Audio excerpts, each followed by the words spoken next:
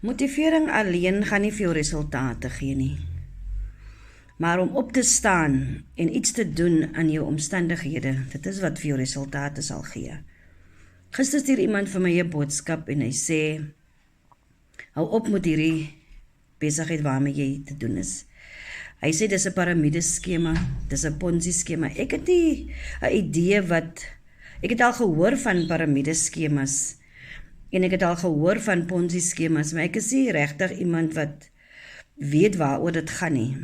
En ek besef mense na aan jou gaan baie dinge sê wanneer hulle sien jy staan op en jy wil van jouself iets maak, jy wil 'n beter toekoms maak vir jou familie, jy wil 'n nalatenskap los vir jou kinders, vir jou kleinkinders. Hulle gaan baie dinge sê en die vyand gebruik die mense na aan jou om jou af te bring, om jou gedagtes met jou gedagtes te speel. Maar ek wil u vanoggend bemoedig. Ek wil u motiveer. As u in 2025 gesukkel het met finansies, wil u nie 2026 'n beter jaar hê nie? Wil u nie hierdie nuwe jaar wat voorlê, wil u nie finansiële vryheid beleef nie? Ek wil vanoggend lewe spreek oor u familie. Ek wil lewe spreek oor u besigheid as u 'n besigheid het. Ek wil lewe spreek oor u gesin. Ek wil lewe spreek oor u finansies.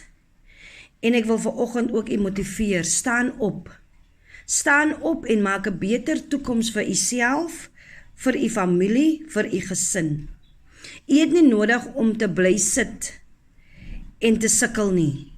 Hierdie Legacy Builders program het vir my gewys, daar is 'n manier om finansiële vryheid te kan hê. En ek wil u vanoggend, u aanmoedig. As u wil hê, ek moet my besigheid met u, hoe ek die besigheid begin het met u deel. Sê vir my ja in die comment.